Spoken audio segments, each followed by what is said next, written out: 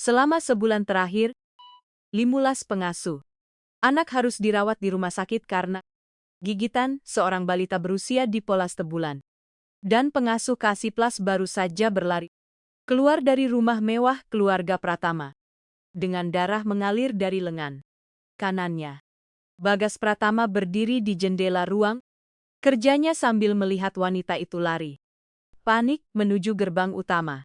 Memaki keras sambil memegangi lengannya yang terluka. Itu adalah pengasuh ketiga yang mengundurkan diri minggu itu. Ponselnya terus berdering oleh telepon dari agen penyalur pekerja rumah tangga. Tetapi, Baga, katakan, tidak ada kandidat lagi yang bersedia datang. Pak Pratama, kita harus bicara sekarang. Juga. Suara, Bu Ratna, kepala rumah tangga setia bekerja lebih dari 2 tahun. Memotong lamunannya.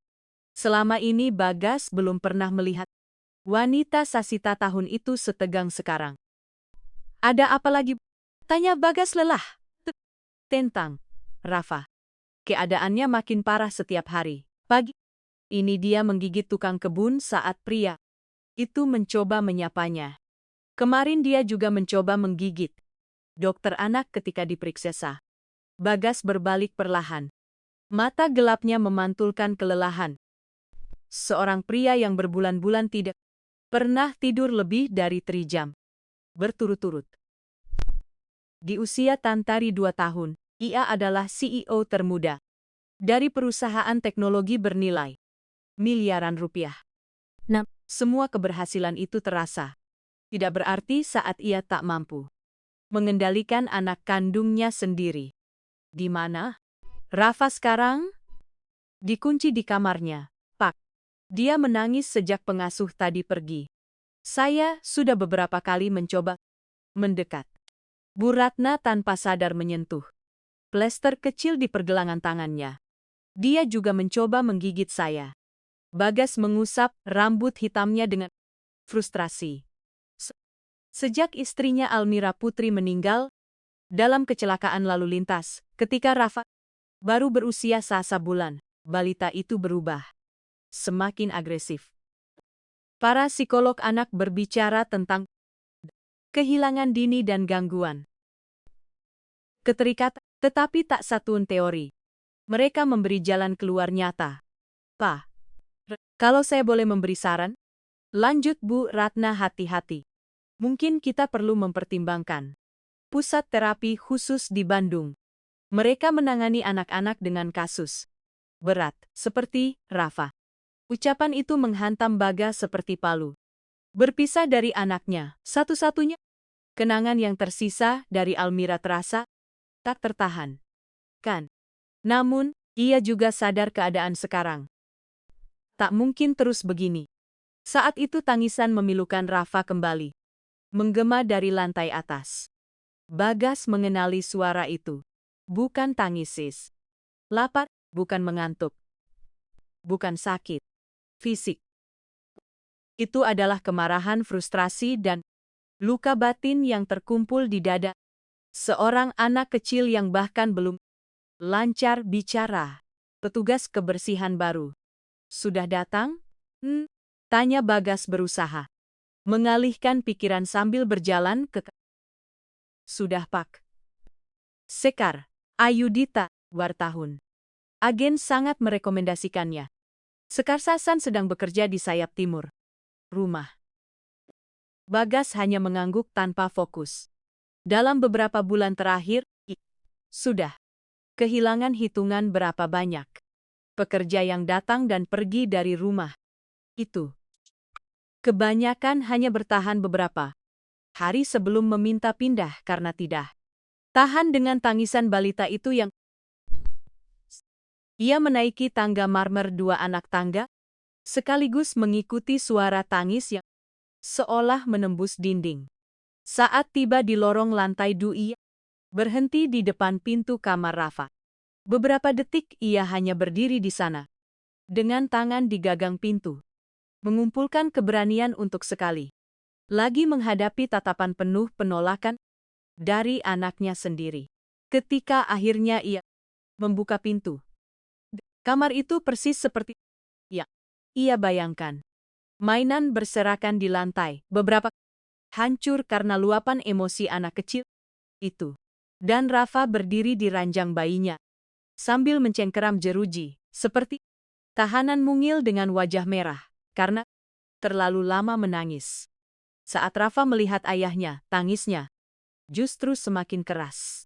Ia mengulurkan kedua tangan kecilnya ke arah Bagas. Tetapi ketika pria itu mendekat untuk mengangkatnya, bocah itu langsung berusaha menggigit tangannya. Pola yang sama seperti biasanya. Ia menginginkan kasih sayang, namun pada saat yang sama menolaknya dengan Rafa, tolong. gumam Bagas dengan suara bergetar. Papa, ada di sini. Papa tidak akan menyakitimu. Namun balita itu seolah tidak mendengar. Mata gelapnya sama seperti mata sang ayah, memancarkan intensitas yang terlalu besar untuk anak si usianya. Seakan ada badai yang terus berputar di dalam tubuh kecil itu. Badai yang belum pernah bisa ditenangkan siapapun. Bagas duduk di kursi goyang dekat jendela, tempat yang sama di mana Almira, putri dulu, menyusui Rafa saat masih bayi. Ia teringat ucapan istrinya dulu, bahwa bayi bisa merasakan emosi orang tua mereka seperti spons kecil yang menyerap cinta maupun kegelisahan di sekitarnya. Mungkin ini salahku, pikir Bagas sambil memandangi anaknya yang terus menangis. Mungkin dia merasakan keputusasaan, frustrasi, dan kegagalanku sebagai ayah. Tangisan Rafa menggema ke seluruh rumah. Mewah itu menjadi pengingat pahit bahwa meski memiliki kekayaan dan kuasa, Bagas Pratama akhirnya menemukan masalah yang tak bisa diselesaikan dengan uang. Sementara itu, Sekar Ayudita sedang menyelesaikan membersihkan kaca di ruang utama ketika ia mendengar langkah kaki tergesa di lorong. Baru 3 jam ia bekerja di rumah keluarga Pratama, tetapi ia sudah merasakan ada sesuatu yang aneh di tempat itu. Keheningan tegang yang sesekali si pecah oleh tangisan memilukan dari lantai. Tas, normal, si bayi menangis. Terus begitu? Tanyanya tadi kepada Bu Mirna, juru masak rumah saat makan siang di ruang staf. Aduh, nak, lebih baik jangan banyak tanya, jawab wanita yang lebih tua sambil mengusap dada. Anak kecil itu berbeda. Sudah banyak orang baik kabur dari sini. Kini sambil melipat kain lap dengan rapi, Sekar merenungkan kata-kata itu. Ia tumbuh di lingkungan sederhana di Tebet, Jakarta Selatan, sebagai anak sulung dari 4 bersaudara. Sejak usia 2 tahun, ia sudah terbiasa menjaga bayi dan anak kecil demi membantu ekonomi keluarga. Belum pernah ia bertemu anak yang tak bisa ditenangkan dengan kesabaran dan kasih sayang. Tiba-tiba suara pintu dibanting keras dari lantai atas memutus lamunannya. Setelah itu, sunyi total. Kesunyian yang tak justru lebih menakutkan daripada Tangisan tadi. Sekar menaiki tangga perlahan sambil mendorong troli kebersihan. Sesuai instruksi, ia harus membersihkan kamar-kamar di lantai 2 saat keluarga sedang tidak berada di sana.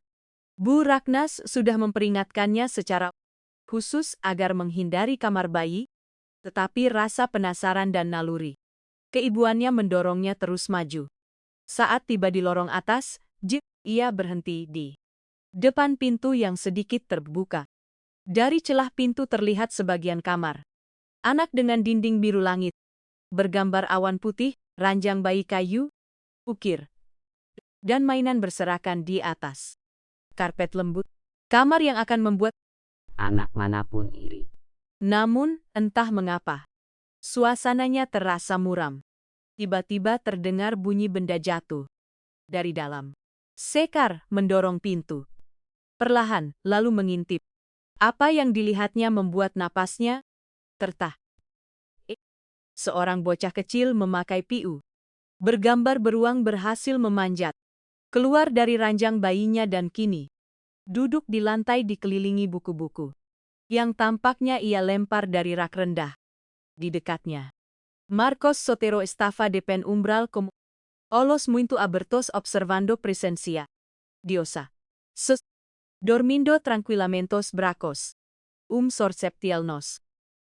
Pios. Marcos Sotero permano imóvel no. Baten torta temendo cualquier movimiento. Udrar enchantamento.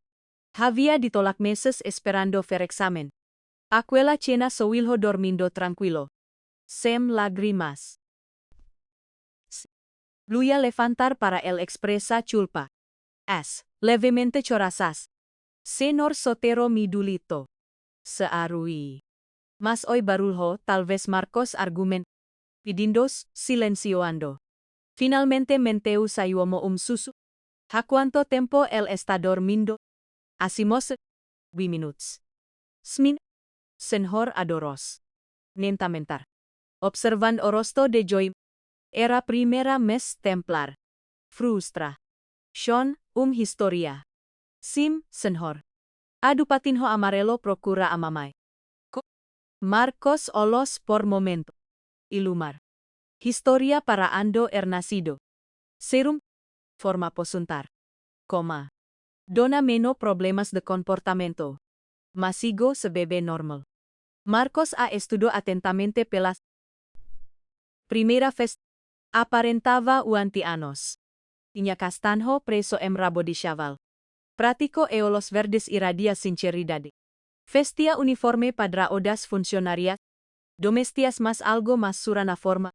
Dolorosamente el. Amoreando el meses explicó Marcos.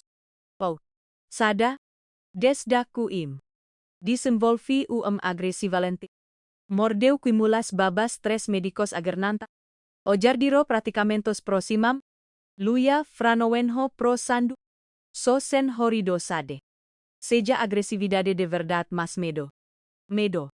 Os psicólogos falam de trauma transtorno. Du apego mas nunca menciono naramedo. Feja BM senocero. Y uso as felha de 4 irmãos. Cuido de criança desde que me entendo. Porendi os pequenos que perderam ases. Forma autular. Els atachamentos abandonados por infantil. Toda figura materna desaparecer. Eventualmente. Marcos aol renovado interese. Isa jovem funcionaria domestis acabava. Algo enhum specialista titulos. Universitarios havia cuido explicar de formata clara. Mas cele nawa atacho. Luia sorriusavamente. Substituirem. Nes. De. Umenospiro. Suas palpa gitaram. Marcos. Convo.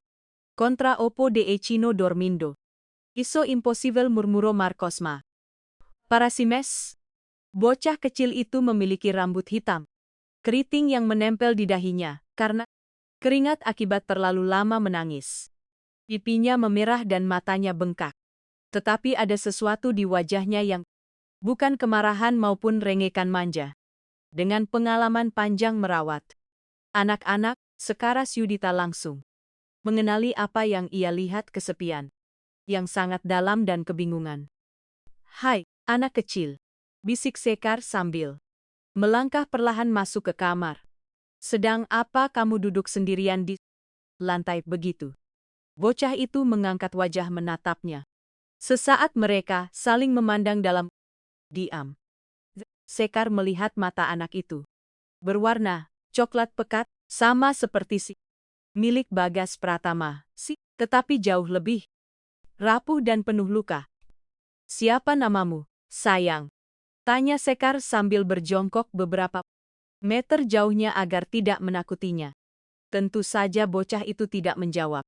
Ia masih terlalu kecil untuk bicara jelas. Tetapi ia juga tidak menangis dan tidak menunjukkan tanda agresif sedikit pun.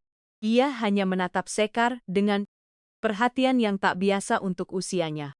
Sekar mulai memunguti buku-buku di lantai sambil terus bicara lembut. Wah, banyak sekali buku bagus di sini. Yang ini ada beruang lucu. Lihat. Yang ini ada anak bebek kuning. Kamu? Suka bebek? Di luar dugaan, Rafa mengulurkan tangan kecilnya ke arah buku bergambar bebek. Sekar mendekatkannya perlahan sambil tetap menjaga jarak. Lucu sekali ya, adik laki-laki saya. Fikri Mahendra dulu juga punya buku seperti ini waktu masih kecil. Dia suka sekali kalau saya bacakan cerita sebelum tidur. Sambil berbicara, Sekar menyadari bahwa bocah itu mulai turun rileks. Napasnya menjadi lebih tenang. Dan,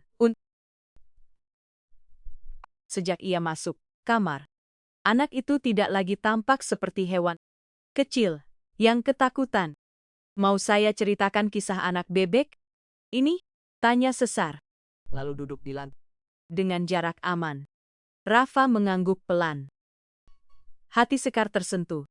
Setelah semua cerita mengerikan yang ia dengar tentang sifat kasar anak ini, ternyata ia tampak sepenuhnya normal. Sekar mulai membacakan kisah si bebek kuning dengan suara berbeda-beda untuk tiap tokoh dan gerakan tangan yang lembut. Rafa menatapnya penuh perhatian seolah setiap kata adalah harta berharga. Perlahan-lahan, Sekar mendekat sedikit demi sedikit hingga tinggal sekitar ari tumas meter darinya. Lalu si bebek kecil akhirnya menemukan mamanya yang sedang mencarinya di seluruh danau. Lanjut Sekar dengan suara merdu. Anakku, kata mama bebek. Lalu ia memeluk erat sekali. Saat mengucapkan itu, Sekar melihat mata Rafa dipenuhi air mata, bukan air mata marah seperti sebelumnya, melainkan kesedihan yang dalam dan menyayat hati. Sekar langsung mengerti. Anak kecil ini merindukan ibunya. Tanpa ragu, ia membuka kedua tangan.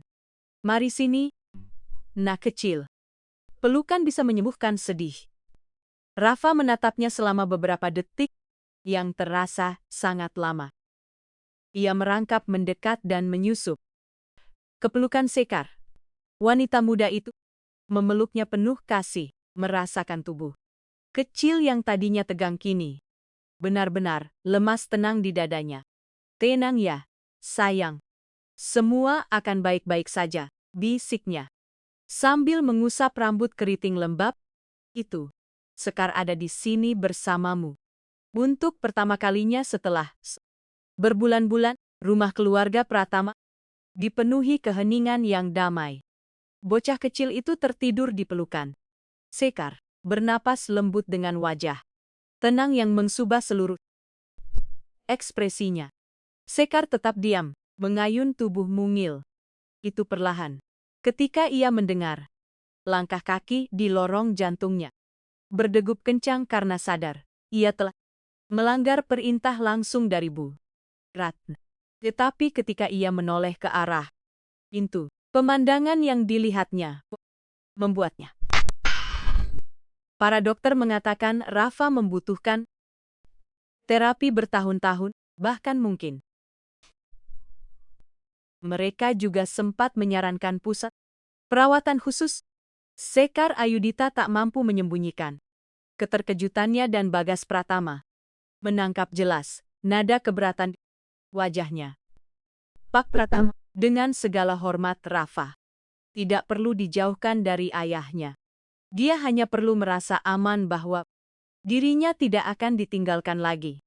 Kata-kata itu menghantam dada Baga seperti pukulan keras. Selama berbulan-bulan ia telah mempertimbangkan semua pilihan. Ia menghabiskan banyak uang untuk konsultasi dokter dan penanganan khusus, tetapi tak pernah memikirkan kemungkinan paling sederhana bahwa anaknya hanya perlu merasa dicintai tanpa syarat. Bagaimana kamu bisa begitu yakin? Kamu baru mengenalnya beberapa jam. Sekar menatap matanya langsung, tanpa gentar oleh status maupun nada defensif pria itu. Karena saat dia memeluk saya, dia bukan seperti anak agresif atau rusak karena trauma. Dia seperti anak kecil yang sudah lama menunggu seseorang datang, menenangkan dirinya tanpa meminta balasan apapun. Keheningan panjang mengisi ruangan. Bagas memandangi Sekar yang mengayun, Rafa perlahan sambil bersenandung lirih. Dengan lagu yang tak dikenalnya, namun membuat bocah itu tenang seperti terhipnotis. Dari mana kamu belajar begitu banyak? Tanya Bagas, akhirnya. Di lingkungan tempat saya dibesarkan. Bak, saat ibu bekerja tebal jam sehari demi menghidupi keluarga. Menjaga adik-adik sendiri. Saat para tetangga butuh orang untuk menjaga anak mereka, sementara mereka membersihkan kantor di malam hari, tanpa sadar kita tumbuh jadi pengasuh. Saya tidak punya gelar tinggi, tapi saya punya pengalaman nyata. Bagas mengangguk pelan. Ada kejujuran yang menyegarkan dalam cara bicara Sekar. Sangat berbeda dari istilah teknis dan teori rumit para ahli yang pernah ia datangi. Bagas sempat hendak memanggil namanya, lalu sadar ini pertama kalinya ia menyebut nama wanita itu dengan lembut. Sekar, apakah kamu bersedia menjaga Raf? Sementara saya bekerja siang ini, hanya beberapa jam untuk melihat apakah tentu. Pak Pratama, itu sebuah kehormatan. Bagas merasakan campuran aneh antara lega dan cemas. Untuk pertama kali, gagasan meninggalkan anaknya bersama seseorang tidak membuatnya panik. Ada satu hal lagi yang perlu Bapak tahu, tambah Sekar, lembut. Saat saya menceritakan kisah anak bebek yang mencari mama, tapi itu bukan tangis marah. Itu tangis sedih. Sasa dia mengerti lebih banyak dari yang kita bayangkan tentang apa yang terjadi pada ibunya. Bagas memejamkan mata, merasa sesak di tenggorokan. Almira Putri benar selama ini. Bayi jauh lebih peka daripada yang orang kira. Selama ini Rafa menangis karena luka hati dan semua orang salah mengira itu sebagai agresi. 3 jam kemudian, Bagas pulang dari rapat dengan perasaan yang sama sekali baru. Untuk pertama kalinya selama berbulan-bulan, ia tidak memeriksa ponsel terus-menerus sambil menunggu telepon darurat dari rumah. Sepanjang rapat direksi, sebagian pikirannya tetap tenang karena yakin Rafa berada di tangan yang aman. Saat memasuki gerbang utama rumah, ia disambut suara yang tak pernah ia dengar sejak Almira Putri meninggal. Tawa anak kecil bercampur suara perempuan bernyanyi lembut. Ia mengikuti suara itu ke taman belakang, lalu berhenti mendadak ketika melihat pemandangan di depannya. Sekar Ayudita duduk di rumput dengan kaki bersila. Sementara Rafa merangkak mengelilinginya mengejar gelembung sabun yang berkilau di udara senja keemasan. Bocah itu menjerit kecil penuh gembira setiap kali berhasil memecahkan satu gelembung. Sekar bertepuk tangan, merayakan setiap keberhasilannya, seolah itu penemuan terpenting di dunia. Hebat sekali, jagoan, seru Sekar Ayudita sambil tertawa. Kamu pemburu gelembung tercepat di seluruh Jakarta. Rafa menoleh kepadanya dengan senyum bercahaya. Pipinya memerah karena bermain dan rambut keritingnya berkilau diterpas sinar matahari. Itu adalah senyum paling lebar dan paling tulus yang pernah dilihat Bagas Pratama di wajah putranya sejak waktu yang bahkan tak bisa ia ingat lagi. Mau nak kecil? Tanya Sekar sambil mencelupkan lingkaran plastik ke cairan sabun. Rafa bertepuk tangan canggung dengan telapak mungilnya sambil mengoceh. Sesuatu yang samar terdengar seperti Mama. Jantung Bagas seakan berhenti berdetak. Untuk pertama kalinya, Rafa mengucapkan kata itu dan ia mengarahkannya kepada Sekar. Sekar pun tampak menyadari betapa pentingnya. Beberapa detik dengan alat gelembung masih menggantung di udara. Lalu dengan senyum lembut ia mendekat mengusap Kepala bocah itu pelan. Aduh.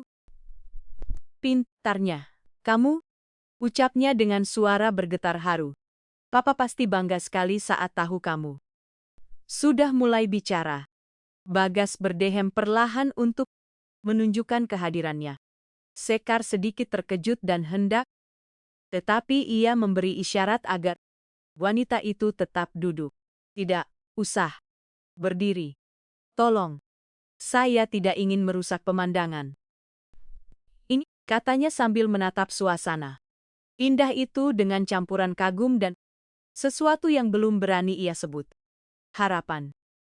Pak Pratama, pulang lebih cepat dari yang saya kira, kata Sekar dengan pipi sedikit merona.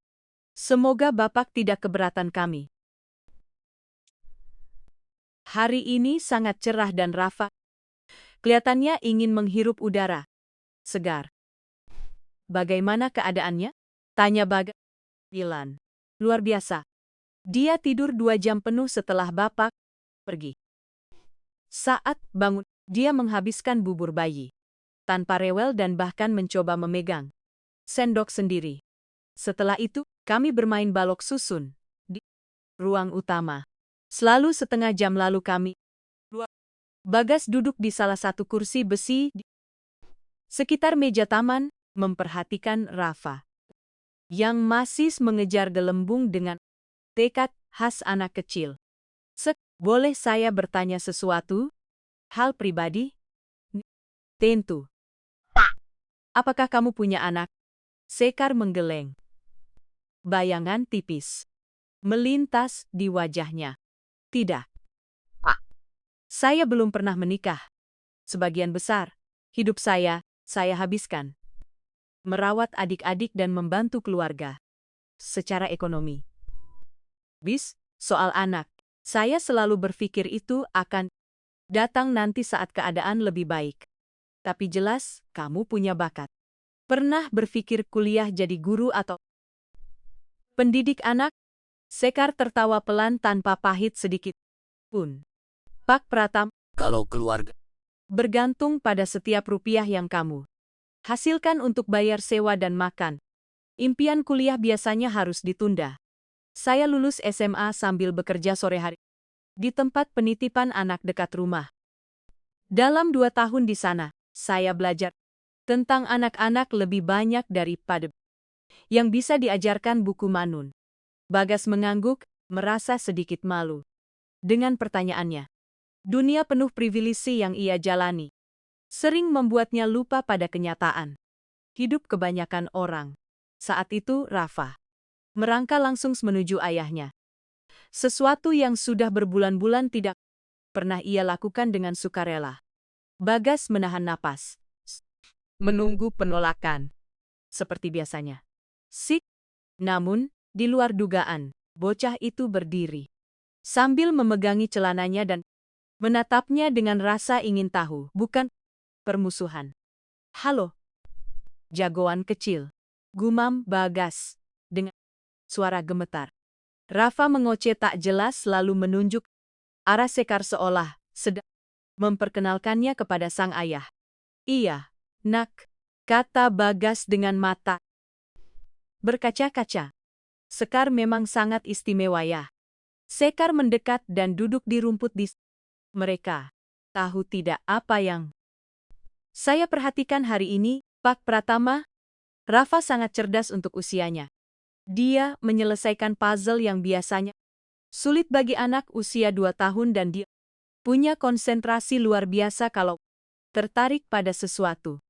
Para dokter selama ini hanya fokus pada masalah perilaku Rafa. Mereka tidak pernah membicarakan kemampuannya. Mungkin karena mereka belum pernah melihatnya berada di tempat yang membuatnya merasa aman untuk menunjukkan siapa dirinya sebenarnya. Anak yang hidup terus-menerus dalam keadaan waspada tidak akan mampu mengembangkan potensi berpikirnya secara penuh. Bagas Pratama menatap putranya, yang kini duduk di antara mereka berdua, memandang bergantian ke arah ayahnya, lalu ke arah Sekar Ayudit, seolah ikut memahami percakapan itu. Untuk pertama kalinya, Bagas bisa melihat melampaui Perilaku sulit anaknya dan menyadari kecerdasan terang yang berkilau di mata. Gelap Rafa. Sekar, saya harus mengajukan satu penawaran, kata Bagas, tiba-tiba. Apa yang kamu capai hari ini bersama Rafa adalah keajaiban. Saya ingin menawarkan posisi tetap sebagai pengasuh utama anak saya. Sekar berkedip kaget. Saya bukan pengasuh profesional. Saya tidak punya sertifikat atau referensi dari lembaga khusus. Saya tidak peduli sertifikat. Saya peduli hasil. Dalam satu hari, kamu melakukan hal yang tidak bisa dicapai para ahli selama berbulan-bulan. Tapi bagaimana dengan Bu Ratna dan semua staf lain? Saya hanya petugas kebersihan. Bagas mencondongkan badan dengan wajah serius. Sekar, anak saya adalah hal terpenting dalam hidup saya. Jika kamu bisa memberinya kestabilan, emosi yang dia butuhkan, sisanya hanyalah urusan kecil yang bisa diselesaikan. Saat itu, Rafa memilih merangkak ke arah Sekar lalu bersandar manja di sisinya, seolah mengerti isi pembicaraan dan sedang memberikan pendapatnya sendiri. Sekar menatap bocah itu, lalu menatap Bagas, kemudian mengangguk perlahan. Jika Bapak benar-benar yakin saya bisa membantu Rafa. Tapi dengan satu syarat. Apa itu? Saya ingin Bapak Ibu terlibat aktif. Rafa tidak hanya butuh pengasuh, dia juga harus kembali dekat dengan tenggorokan Bagas terasa sesak. Selama berbulan-bulan ia menghindari menghabiskan waktu berkualitas bersama. Yakin, kehadirannya hanya memperburuk keadaan. Namun melihat betapa tenangnya Rafa sekarang, kok ia sadar mungkin selama ini ia lebih banyak lari dari ketakutannya sendiri daripada melindungi putranya. 1 minggu kemudian, rumah keluarga Pratama berubah total. Lorong-lorong yang dulu dipenuhi tangisan putus asa, kini dipenuhi ocehan ceria dan suara lembut Sekar menyanyikan lagu anak-anak. Siang selama berbulan-bulan menyelimuti rumah itu lenyap seperti pagi. Setiap pagi, Bagas menuruni tangga. Dengan perasaan yang sudah lama ia lupakan, harapan. Dulu ia takut mendengar laporan masalah setiap hari. Sekarang, ia justru menanti dengan antusias kemajuan kecil yang selalu dibagikan Sekar setiap sore. Selamat pagi, Pak. Sapa Sekar. Dari ruang utama tempat ia duduk di lantai sambil membangun menara balok warna-warni bersama Rafa. Selamat pagi, Sekar.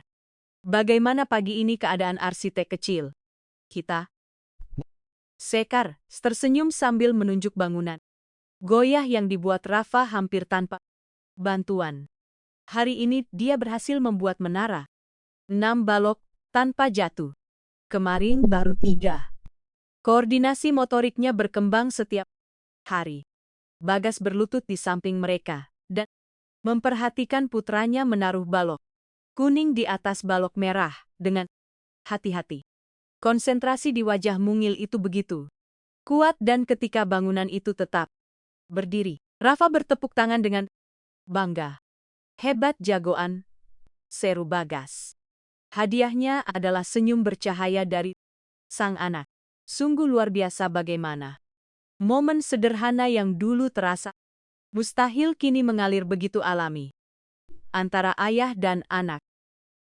Pak Pratama, kata Sekar Yudita dengan suara sedikit ragu. Boleh saya membicarakan sesuatu yang penting? Tentu. Apa itu? Sekar menatap Rafa yang sedang larut dalam permainan baloknya lalu melanjutkan. Saya mengamati Rafa dengan sangat teliti minggu ini dan saya rasa dia sudah siap untuk langkah berikutnya dalam perkembangan sosial siasnya, yaitu berinteraksi dengan anak-anak seusianya. Selama ini dia terlalu terisolasi karena perilaku sebelumnya, jadi dia tidak pernah punya kesempatan bersosialisasi. Tapi sekarang emosinya jauh lebih stabil. Saya pikir akan sangat baik kalau dia mulai mengenal anak-anak lain. Bagas Pratama mengernyit, merasakan kecemasan lama muncul kembali. Sekar, apa tidak terlalu cepat? Baru beberapa hari keadaan membaik. Bagaimana kalau dia menunjukkan sikap agresif pada anak lain? Saya mengerti kekhawatiran Bapak, jawab Sekar lembut. Tapi jika Rafa terus dipelihara di lingkungan yang sepenuhnya terkendali, pertumbuhannya bisa terhambat. Anak-anak belajar kemampuan sosial penting dengan bermain bersama teman sebaya. Bagas mengusap rambutnya. Kebiasaan yang kini dikenali Sekar sebagai tanda ia sedang memikirkan hal sulit. Jadi apa tepatnya usulmu? Ada taman kecil dekat rumah saya di Tebet, Jakarta Selatan. Membawa anak-anak mereka setiap sore. Saya pikir kita bisa membawa Rafa ke sana hanya ajam untuk melihat reaksinya. Saya akan mendampinginya terus dan kalau dia menunjukkan ketidaknyamanan sedikit saja. Gagasan membawa Rafa ke dunia luar. Setelah berbulan-bulan hidup dalam perlindungan tertutup membuat Bagas takut. Tetapi jauh di dalam hati ia tahu. Sekar benar. Putranya tidak bisa hidup dalam gelembung selamanya. Bagaimana kalau ada orang tua lain mengenali saya? Media bisnis akhir-akhir ini sering memuat foto saya karena ekspansi perusahaan. Sekar tersenyum tipis. Kita bisa pergi berpakaian santai tanpa mobil resmi. Tidak ada yang akan menyangka CEO perusahaan miliaran rupiah duduk di taman umum lingkungan warga. Saat itu Rafa merangkak ke arah ayahnya dan menarik dasinya pelan seolah ikut dalam pembicaraan. Bagas mengangkatnya ke pangkuan. Lagi-lagi terkejut karena gerakan itu. Ini terasa alami. Bagaimana menurutmu, nak kecil? Mau bertemu anak-anak lain? Rafa mengoceh riang sambil menunjuk ke seakan benar-benar memahami rencana itu. Baiklah, kata Bagas akhirnya. Tapi kita pergi bersama-sama. Saya ingin ada di sana pertama kali. Wajah Sekar langsung bersinar sempurna. Bagaimana kalau sore ini setelah dia tidur siang? Jam kemudian, Bagas mendapati dirinya dalam situasi yang terasa mustahil. Beberapa minggu lalu, ia duduk di bangku kayu tua di taman kecil mengenakan jeans dan kemeja santai sambil melihat Sekar membantu Rafa menuruni perosotan, mungil. Kontras dengan hidupnya yang biasa. Begitu mencolok. Normalnya pada jam seperti itu ia berada dalam rapat penting, mengambil keputusan yang mempengaruhi ratusan pegawai dan miliaran rupiah. Kini ia justru tenggelam dalam kebahagiaan sederhana melihat putranya bermain pasir. Lihat, Papa, seru Sekar sambil mengangkat Rafa ke arah Bagas. Dia suka sekali ayunan. Bagas tersenyum merasakan kehangatan aneh di dadanya. Sekar mulai memanggilnya Papa saat berbicara kepada Rafa. Awalnya terasa asing, tetapi kini ia justru menyukai mendengarnya. Beberapa anak lain mulai mendekat dengan rasa penasaran kepada Rafa. Seorang anak perempuan kecil sekitar 1 tahun dengan 2 kuncir pirang datang. Sambil menawarkan ember plastik merah.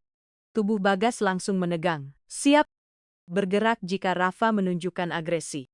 Namun apa yang ia saksikan membuat napasnya tertahan. Putranya mengambil ember itu dengan hati-hati, menelitinya sesaat, lalu mengembalikannya kepada anak perempuan. Itu dengan sesuatu yang tampak seperti senyum. Malu-malu, luar biasa, gumam Bagas pada dirinya sendiri. Sekar Ayudita mendekati bangku tempat Bagas Pratama duduk. Lihat apa yang sedang terjadi. Rafa bukan anak yang agresif sejak lahir. Dia hanya bersikap defensif karena merasa terancam. Sekarang saat dia merasa aman, kepribadiannya yang asli mulai muncul. Dan seperti apa kepribadian aslinya? Tanya Bagas pelan. Dia lembut, penuh rasa ingin tahu, cerdas, dan mengejutkannya sangat peka terhadap perasaan orang lain untuk anak seusianya. Lihat bagaimana dia berinteraksi dengan kuat. Bagas mengikuti arah pandang Sekar dan melihat Rafa mulai menumpuk pasir bersama gadis kecil tadi. Meniru gerakannya sambil mengoceh seolah mereka sedang berdiskusi serius tentang. Sekar mulai Bagas. Namun ia berhenti. Karena tak yakin bagaimana mengungkapkan isi hatinya. Ya. Dalam 1 minggu kamu berhasil melakukan hal yang kupikir mustahil. Kamu mengembalikan anakku dan mengembalikan kebahagiaan ke rumah kami. Sekar tersipu ringan. Saya tidak melakukan hal luar biasa, Steve. Saya hanya memberlakukan Rafa sebagaimana dirinya sebenarnya. Anak normal yang hanya perlu dicintai tanpa syarat. Tidak. Lebih dari itu, desak Bagas. Kamu melihat potensi saat orang lain hanya melihat masalah. Kamu sabar saat aku sendiri sudah kehilangan harapan. Mereka terdiam beberapa saat menatap Rafa yang terus bermain damai bersama. Pemandangan itu begitu biasa, begitu sederhana sampai justru membuat dada Bagas dipenuhi emosi besar. Boleh saya mengaku sesuatu, Sekar? Aku mulai percaya bahwa aku ayah yang gagal. Aku sempat berpikir mungkin Rafa akan lebih baik tanpa aku di tempat khusus yang tahu cara menangani perilakunya. Sekar menatapnya penuh pengertian. Cinta seorang ayah tidak pernah gagal, Pak Pratama. Kadang kita hanya butuh bantuan untuk menemukan cara yang tepat menyalurkannya. Bagas mengangguk pelan, merasakan sesuatu di dadanya akhirnya terlepas. Setelah berbulan-bulan tegang. Tahu apa yang paling aneh dari semua ini? Tanyanya. Untuk pertama kali sejak Almira Putri meninggal, aku bisa membayangkan masa depan di mana Rafa dan aku benar-benar bahagia. Di minggu berlalu sejak hari pertama dan kehidupan di rumah. Keluarga Pratama berubah menjadi irama yang harmonis. Sesuatu yang tak pernah dibayangkan Bagas mungkin terjadi. Namun pada Kamis pagi itu ada sesuatu yang berbeda. Sekar tampak lebih pendiam. Meski tetap profesional merawat Rafa, Bagas menangkap kesedihan halus di mata hijaunya. Sekar, kamu baik-baik saja? Tanya Bagas saat sarapan di beranda. Rafa duduk di kursi makannya sambil ceria menyantap potongan buah yang dipotong Sekar dalam bentuk lucu. Saya baik-baik saja, Pak Pratama, jawab Sekar. Tetapi ia menghindari tatapan pria itu sambil membersihkan tangan. Bagas mengernyit. Selama beberapa minggu ini ia sudah belajar membaca ekspresi wanita itu dan jelas ada sesuatu yang mengganggunya. Ada kabar dari keluarga. Semua baik di rumah. Sekaru sejenak sebelum menjawab. Adik laki-laki saya, Fikri Mahendra, mendapat beasiswa sebagian untuk kuliah teknik di Universitas Indonesia. Itu kesempatan besar sekali untuknya. Kabar yang luar biasa, kata Bagas dengan tulus. Kamu pasti sangat bangga. Saya memang bangga, gumam Sekar. Tapi beasiswanya hanya menanggung uang kuliah. Dia masih butuh biaya buku, perlengkapan, transportasi, dan mungkin tempat tinggal, kalau nanti bisa dapat kos dekat kampus. Bagas mulai memahami dilema itu. Selama Sekar mengorbankan impiannya sendiri demi keluarganya dan sekarang ia kembali berada di persimpangan sulit. Berapa banyak biaya yang dibutuhkan Fikri? Sekar langsung memerah. Saya bukan sedang meminta bantuan. Saya hanya menjelaskan kenapa akhir-akhir ini saya sedikit tidak fokus. saya tahu. Kata Bagas Pratama lembut, tetapi saya ingin membantu jika kamu mengizinkan. Sekar Ayudita segera menggeleng. Saya tidak bisa menerima belas kasihan. Bapak sudah membayar saya jauh lebih besar daripada yang biasanya diterima pengasuh manapun. Bagas mengkondongkan tubuh di kursinya. Sekar, ini bukan belas kasihan. Ini investasi untuk pendidikan seorang pemuda berbakat, adik dari orang yang telah menyelamatkan kewarasan. Anggap saja sebagai beasiswa dari Yayasan Pratama Peduli. Mata Sekar langsung dipenuhi air mata yang berusaha ia tahan. Pak Pratama. Bapak terlalu baik, tapi saya tidak, potong Bagas lembut. Adikmu pantas mendapat kesempatan itu, dan kamu pantas untuk tidak dipaksa memilih antara masa depan keluargamu dan pekerjaanmu di sini. Rafa yang sama sekali tidak peduli pada percakapan emosional di sekitarnya, mulai memukul cangkir susunya ke meja kursi. Makan bayi sambil membuat irama riang, yang membuat kedua orang dewasa itu tersenyum tanpa sadar. Lihat itu, kata Bagas sambil menunjuk putranya. Dia punya bakat ritme. Mungkin calon musisi hebat. Sekar diam-diam menghapus air matanya dengan punggung tangan. Atau mungkin dia hanya suka bikin berisik seperti anak-anak lain seusianya, katanya sambil tertawa kecil. Saat itu Bu Ratna muncul di beranda dengan wajah cemas. Pak Pratama, asisten Bapak baru saja menelepon. Bagas menghela napas. Telepon mendadak dari Thalia Permata. Asisten eksekutifnya sudah jauh berkurang sejak kehidupan rumah. Namun jika sampai datang sekarang, biasanya benar-benar ada krisis. Tentang apa? Katanya rapat darurat dengan investor Jepang. Sepertinya ada masalah dengan kontrak ekspansi ke Asia. Bagas menatap Sekar dengan wajah menyesal. Saya harus pergi sekarang juga. Pertemuan ini bisa menentukan masa depan ekspansi internasional perusahaan. Tentu, saya dan Rafa akan baik-baik saja. Bagas menatapnya sesaat. Kamu akan tetap di sini saat saya pulang malam nanti.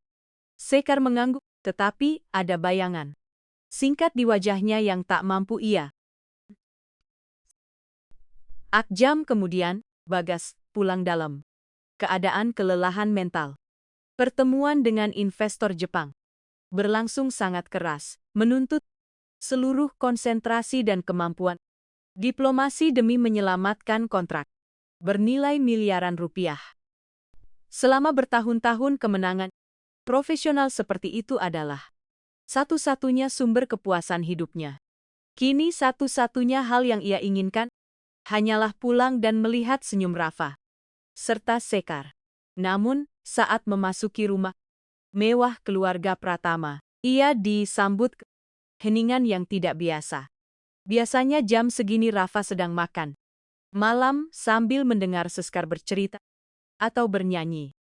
Ia mengikuti suara percakapan pelan menuju ruang utama lalu berhenti mendadak ketika melihat pemandangan yang membuat dadanya tak nyaman. Sekar Ayudita duduk di sofa sambil memangku Rafa. Tetapi ia tidak sendirian. Seorang pemuda sekitar 20 tahun dengan wajah yang mirip dengannya duduk di antara keduanya terasa ketegangan. Yang jelas, Pak Pratama, kata Sekar sambil buru-buru berdiri. Saya perkenalkan adik saya Fikri Mahendra. Dia datang setelah mendengar kabar soal BA Asis WI. Fikri berdiri dan mengulurkan tangan kepada Bagas dengan sencampuran gugup dan tegas di wajahnya. Senang bertemu dengan Bapak Pak Pratama. Kasar sering bercerita tentang Bapak dan Rafa. Senang bertemu juga Fikri. Sekar sudah menceritakan soal beasiswamu. Selamat. Terima kasih Pak. Tapi saya datang ke sini untuk membicarakan sesuatu yang penting dengan Kak Sekar. Bagas melihat Sekar kembali menghindari. Tatapannya dan perasaan tidak enak mulai tumbuh di perutnya. Tentang apa? Fikri menoleh sebentar kepada kakaknya. Sebelum melanjutkan, Pak Pratama. keluarga kami sangat berterima kasih atas semua yang Bapak lakukan untuk Kak Sekar dan atas tawaran bantuan untuk kuliah saya. Tapi kami tidak bisa menerima kemurahan. Kenapa? Tanya Bagas. Karena ini tidak adil bagi Kak Sekar. Jawab Fikri dengan suara tegas. Dia sudah terlalu banyak berkorban untuk kami selama bertahun-tahun. Lanjut Fikri. Mahendra dengan suara tegas. Sejak remaja dia bekerja demi menghidupi keluarga. Dia mengorbankan mimpinya sendiri, menunda hidupnya sendiri berkali-kali. Bagas Pratama menoleh ke arah Sekar.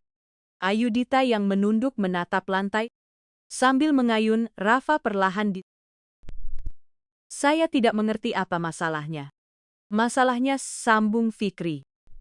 Kak Sekar mulai jatuh cinta kepada Bapak dan kepada Rafa. Perasaan itu menahannya dalam situasi yang tidak akan berakhir baik bagi siapapun. Kata-kata itu jatuh di ruang utama. Seperti ledakan tanpa suara. Bagas merasa seolah udara tersedot dari paru-parunya. Tubuh Sekar menegang seketika dan Rafa, yang peka terhadap perubahan suasana mulai gelisah di pelukannya. Fikri tolong bisik Sekar nyaris, tak terdengar. Tidak Kak, seseorang harus mengatakan. Ini. Balas Fikri keras, namun penuh sayang. Kalian hidup di dua dunia yang berbeda. Dia seorang pria kaya raya. Kakak hanya tipe kerja rumah tangga. Situasi ini hanya akan berakhir dengan luka untuk kakak. Aku tidak akan membiarkan kakak mengorbankan hati seperti kakak. Mengorbankan segalanya demi kami. Bagas tetap diam, mencerna setiap kata. Itu. Selama berminggu-minggu, ia merasakan ikatan yang makin kuat dengan Sekar. Tetapi, ia selalu menganggapnya sekadar rasa terima kasih dan kekaguman profesional. Mungkinkah ada sesuatu yang jauh lebih dalam tumbuh di antara mereka? Sekar, katanya akhirnya dengan suara serak. Benarkah yang dikatakan adikmu? Sekar mengangkat wajah. Di mata hijaunya, Bagas melihat kerentanan yang meremukkan hatinya. Suaranya terputus. Saat itu, Rafa justru mengulurkan kedua tangan kecilnya ke arah ayahnya, seolah merasakan perlunya menyatukan dua orang dewasa terpenting dalam dunianya. Bagas mengambil putranya ke pelukan dan sesaat mereka bertiga membentuk gambaran keluarga sempurna, gambaran yang diam-diam mulai diinginkan oleh Bagas maupun Sekar. Meski keadaan membuatnya terasa mustahil, keheningan menyelimuti ruangan seperti kabut tebal. Bagas memeluk Rafarats sambil merasakan jantungnya sendiri berdebar keras. Menunggu jawaban Sekar. Mata wanita itu berkilau menahan air mata dan untuk pertama kali sejak mengenalnya ia tampak benar-benar rapuh. Sekar menarik napas gemetar. Bukan niat saya semua ini terjadi, Pak Pratama. Saat saya menerima pekerjaan menjaga Rafa, tujuan saya hanya menolong anak kecil yang membutuhkan kasih sayang. Tapi Bapak dan dia menjadi sesuatu yang tak pernah saya bayangkan akan saya temukan. Fikri mendekat dan meletakkan tangan melindungi di bahu kakaknya. Kak Sekar sudah beberapa malam tidak bisa tidur karena tersiksa oleh perasaan. Ini tidak adil kalau dia hidup memegang harapan atas sesuatu yang kita semua tahu mustahil. Hati Bagas terasa tertusuk mendengar itu. Benarkah mustahil? Dalam beberapa minggu terakhir, ia tak lagi melihat Sekar hanya sebagai pengasuh Rafa, melainkan sebagai wanita luar biasa yang membawa cahaya dan kehangatan ke rumah yang sempat hancur. Kenapa kamu langsung menganggap ini mustahil? Tanya Bagas, bahkan dirinya Sendiri terkejut mendengar pertanyaan itu keluar dari mulutnya. Fikri menatapnya, tak percaya. Dengan hormat Bapak hidup di dunia kemewahan dan kekuasaan. Kak Sekar berasal dari lingkungan sederhana tempat orang berjuang setiap hari hanya untuk bertahan hidup. Teman-teman Bapak, rekan bisnis Bapak, masyarakat. Apakah Bapak benar-benar percaya mereka akan menerima hubungan? Seperti ini? Saya tidak peduli apa kata masyarakat. Jawab Bagas lebih tegas dari yang ia duga. Mungkin Bapak tidak peduli. Salah Sekar dengan suara lembut namun mantap. Tapi saya peduli pada apa artinya ini bagi reputasi Bapak dan masa depan. Rafa, dia berhak tumbuh dalam lingkungan yang tenang dan stabil, bukan di tengah gosip dan skandal. Bagas Pratama duduk di kursi besar di hadapan mereka sambil tetap menggendong Rafa yang tampak terpikat oleh emosi kuat dalam percakapan itu. Sekar, Ayudita, selama berbulan-bulan aku hidup dalam mimpi buruk. Anakku menolakku dan aku tenggelam dalam keputusasaan. Kamu bukan hanya menyembuhkan Rafa, kamu juga menyembuhkanku. Bagaimana mungkin aku mengabaikan itu? Karena rasa terima kasih bukan cinta. Pak Pratap, jawab Sekar sambil menangis. Air mata akhirnya jatuh di pipinya. Dan saya tidak ingin dicintai karena rasa berutang budi atau karena saya pantas mendapatkan sesuatu yang nyata, sesuatu yang tulus. Kata-kata itu menghantam Bagas seperti palu. Apa yang ia rasakan kepada wanita itu? Benar-benar cinta? Atau hanya rasa syukur bercampur? Kenyamanan karena ada seseorang mampu menyelesaikan kekacauan hidupnya. Lalu apa yang sebenarnya kamu rasakan? Tanya Bagas, hampir berbisik. Sekar memejamkan mata sejenak sebelum menjawab. Saya merasa setiap kali Bapak masuk ke sebuah ruangan, dunia menjadi lebih terang. Saya merasa setiap kali Bapak menatap saya dan tersenyum, semua lelah bertahun-tahun bekerja demi keluarga langsung hilang. Saya merasa setiap kali kita bertiga bermain bersama di taman.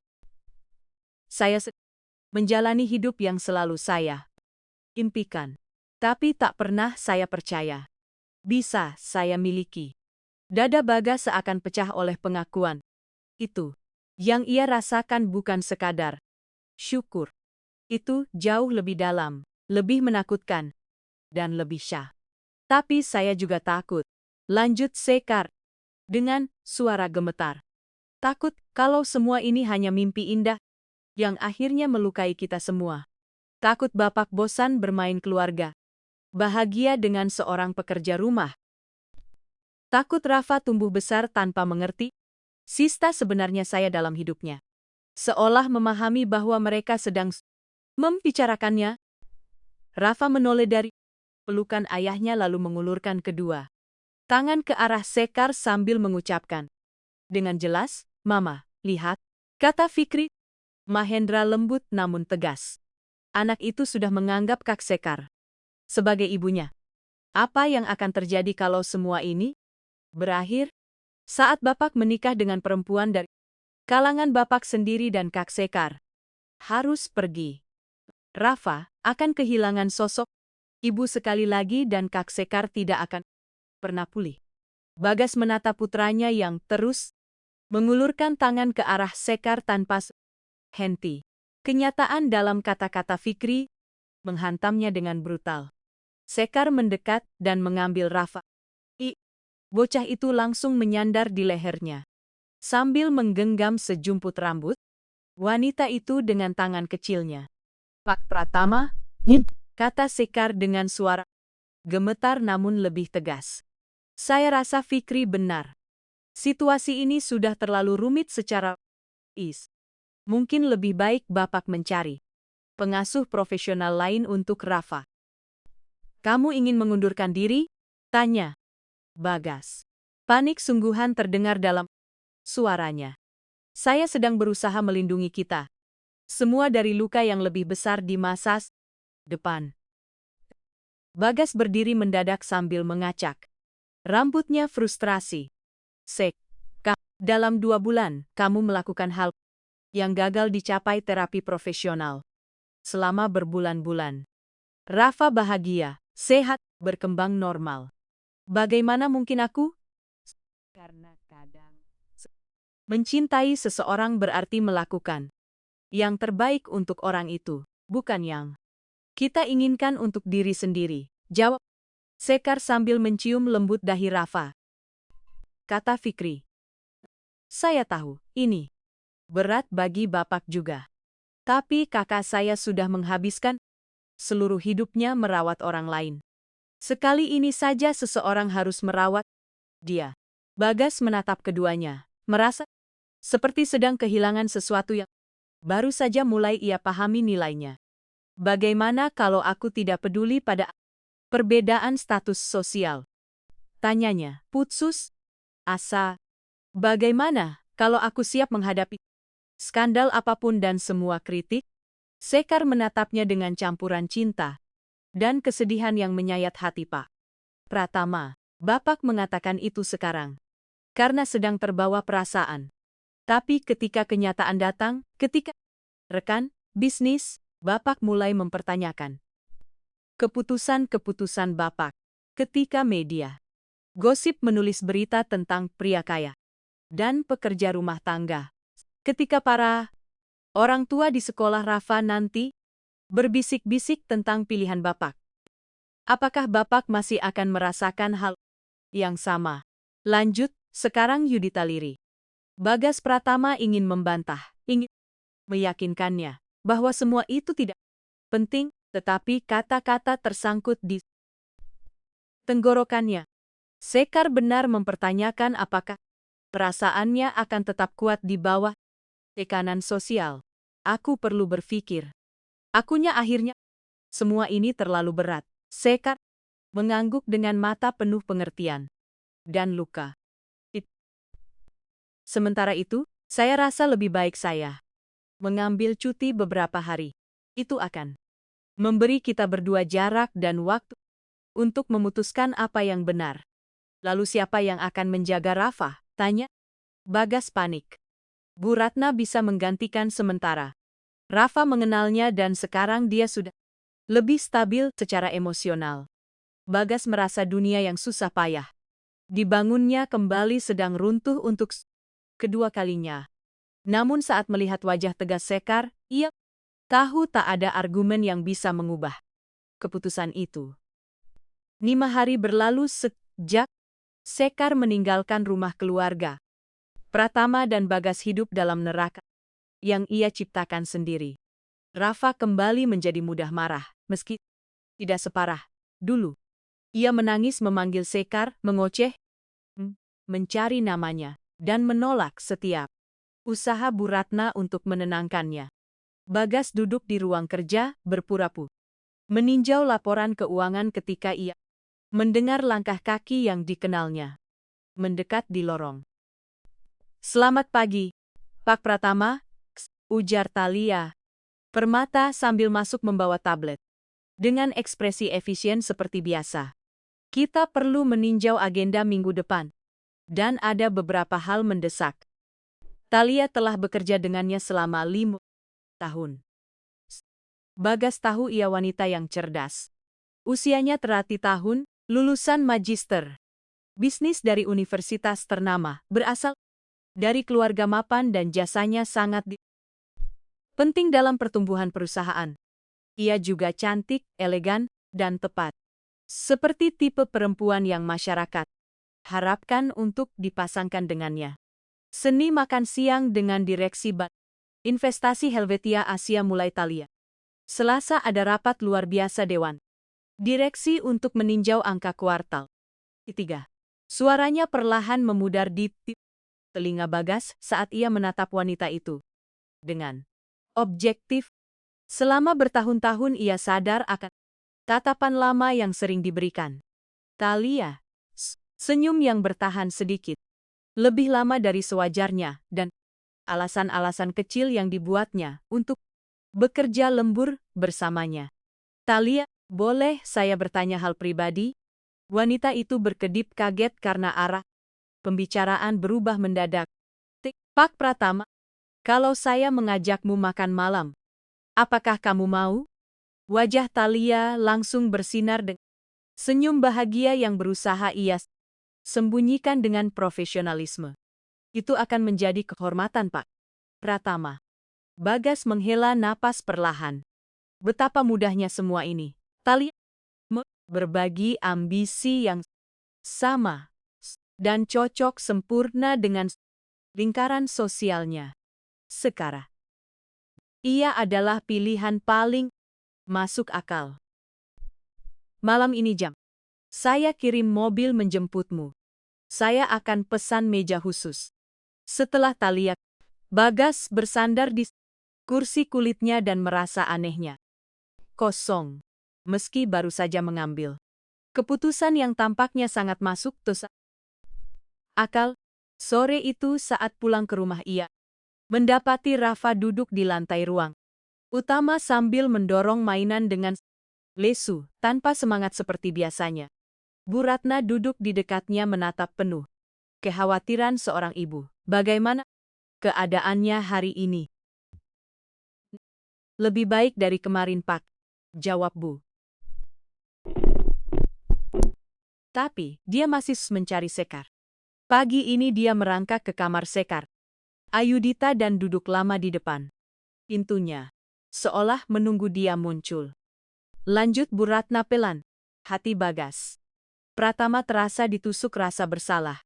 Ia mengangkat Rafa ke pelukannya dan bocah itu menyandar padanya, tetapi tanpa keceriaan spontan yang dulu selalu muncul selama minggu-minggu bersama. Sekar, Bu Ratna, malam ini saya akan pergi makan malam. Boleh saya tahu dengan siapa, Pak? Dengan Talia Permata, asisten eksekutif saya. Kepala rumah tangga itu mengangguk diplomatis. Namun, Bagas melihat bayangan kekhawatiran di mata tuanya yang tajam. Kalau saya boleh bicara jujur, selama bertahun-tahun bekerja di rumah ini, saya belum pernah melihat Rafa sebahagia saat bersama Sekar dan belum pernah melihat dia setenang itu. Keadaannya rumit, Bu. Cinta memang selalu rumit, Pak. Tapi itu bukan alasan untuk lari darinya. 3 jam kemudian, Bagas duduk di meja paling eksklusif di restoran bintang memperhatikan Talia Permata, menceritakan kisah-kisah lucu dari perjalanan bisnisnya ke New York. Wanita itu tampak memukau, mengenakan gaun hitam elegan, dan berbicara dengan keanggun yang lahir dari pendidikan kelas atas bertahun-tahun. Namun saat mendengarnya, pikiran Bagas justru dipenuhi bayangan Sekar yang membacakan cerita kepada Rafa dengan suara lucu. Tawa tulusnya saat anak itu melakukan hal menggemaskan dan cara alaminya mengubah momen sederhana menjadi ajaib. Bagas, kamu baik-baik saja? Tanya Talia sambil menyentuh tangannya pelan. Kamu kelihatan jauh. Maaf, Talia. Minggu ini cukup sulit karena Rafa.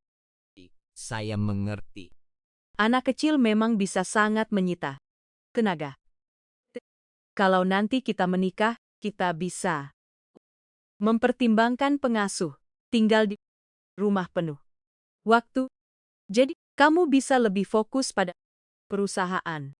Kata-kata kalau nanti kita menikah berdentang di kepala Bagas seperti alarm. Talia sudah membayangkan masa depan bersama hanya dari satu kali makan malam. Talia, saya rasa ada salah paham. Tidak ada. Potong wanita itu lembut. Bagas, kita sudah bekerja bersama lama tahun. Saya menunggu dengan sabar sampai kamu pulih dari kehilangan Almira Putri. Saya tahu saya bisa menjadi tepat, seperti yang kamu butuhkan. Pasangan yang mengerti duniamu, mendukung ambisimu, dan bisa mendampingimu dengan terhormat di acara sosial. Bagas menatapnya lama. Semua yang ia katakan masuk akal. Namun pada saat itu ia menyadari sesuatu yang penting.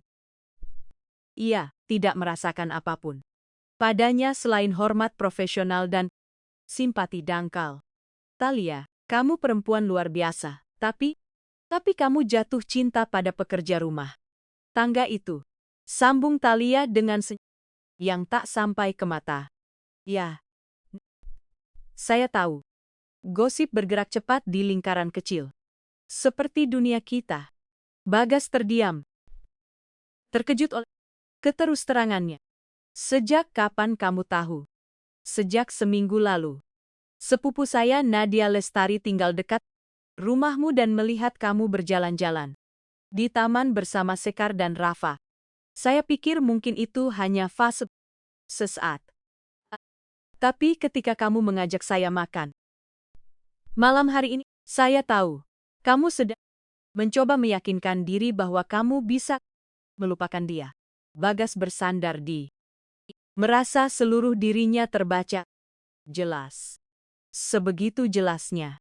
Ya, Bagas. Saya mencintaimu selama bertahun-tahun, tapi saya bukan orang bodoh. Saya tahu Kapsen, seorang pria tergila-gila pada wanita lain. Ia berhenti sejenak lalu menatapnya lurus. Jadi, jawab satu hal. Apa kamu sungguh percaya bisa bahagia dengan seseorang seperti saya? Sementara hatimu milik dia. Bagas memejamkan mata sesaat. Akhirnya mengakui kebenaran yang selama ini ia hindari. Tidak, saya tidak bisa. Talia mengangguk dengan tenang tanpa berhenti menyiksa dirimu sendiri dan pergi jemput dia kembali. Hidup terlalu singkat untuk membuang cinta sejati hanya demi gengsi sosial. Kata Talia permata tenang. Bagaimana kalau ini tidak berhasil? Bagaimana kalau perbedaan di antara kami terlalu besar? Tanya Bagas Pratama ragu. Bagaimana kalau justru berhasil? Bagaimana kalau cinta lebih kuat daripada aturan sosial? Balas Talia. Bagas, selama bertahun-tahun saya melihat kamu memimpin perusahaan dengan keputusan berani dan keyakinan besar. Kenapa kamu tidak bisa mengambil keberanian yang sama untuk hidupmu sendiri? Bagas menatapnya dengan kekaguman baru. Ternyata wanita itu bukan hanya hebat dalam pekerjaan, tetapi juga murah hati dan bijaksana dalam urusan hati. Terima kasih Talia, karena mengerti. Bukan. Terima kasih karena jujur, jawabnya sambil tersenyum sendu. Dan karena membiarkan saya mendorongmu pergi mengejar wanita yang benar-benar kamu cintai. Itu hal paling kecil yang bisa saya lakukan untuk seorang teman. Keesokan paginya, Bagas bangun. Kejernihan pikiran yang sudah lama hilang. Talia benar. Selama bertahun-tahun ia berani mengambil risiko besar dalam bisnis. Ia menaruh miliaran rupiah pada proyek yang dianggap mustahil orang lain. Lalu, kenapa ia takut mempertaruhkan hatinya demi cinta? Ia langsung menuju ruang kerja Bu Ratna yang sedang menyiapkan sarapan untuk Rafa. Bu Ratna, saya butuh alamat Sekara. Yudita. Kepala rumah tangga itu menatapnya dengan campuran lega dan puas. Akhirnya Pak Pratama. Gadis itu tinggal di Tebet, Jakarta Selatan. Di Jalan Kemuning nomor Parpasiton, Unit B. Bagaimana keadaan Rafa? Pagi ini, gelisah seperti beberapa hari terakhir. Tadi malam, dia menangis memanggil Sekar. Anak itu mengerti jauh lebih banyak daripada yang kita kira. Bagas mengangguk merasakan tekad baru mengalir dalam dirinya. Ia bukan hanya memperjuangkan kebahagiaannya sendiri, tetapi juga kebahagiaan putranya. Siapkan, Rafa. Kita akan menjemput Sekar. Bapak yakin? Kita tidak tahu bagaimana reaksinya. Saya yakin saya tidak bisa terus hidup seperti ini. Dan Rafa juga tidak. 1 jam kemudian, Bagas mengemudi melewati jalan-jalan sempit Tebet, kawasan yang belum pernah ia kunjungi. Meski seumur hidup tinggal di Jakarta, dunia itu sangat berbeda dari dunianya. Gedung tua dengan kat memudar, pakaian tergantung di balkon sempit, warung, keluarga kecil, dan kehidupan yang hangat serta ramai. Sangat kontras dengan kawasan elit tempat ia biasa bergerak. Setelah beberapa kali berputar di jalan sempit yang nyaris tak muat mobil, ia menemukan nomor Barati Sipto.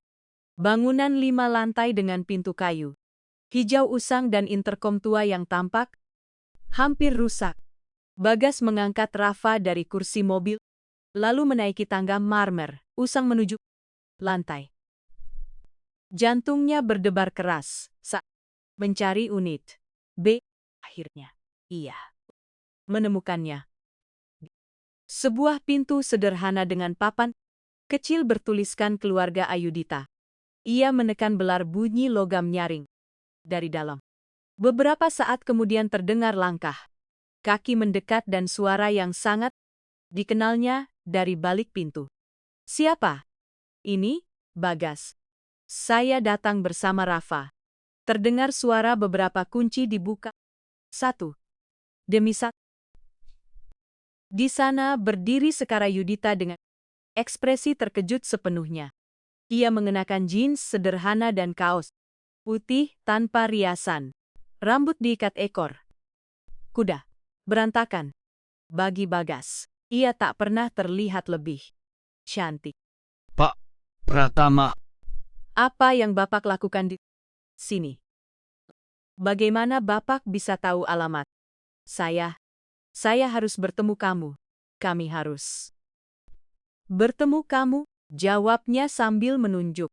Rafa yang sejak melihat Sekar mulai gelisah penuh semangat di pelukan ayahnya. Mata Sekar langsung dipenuhi air mata ketika melihat bocah itu.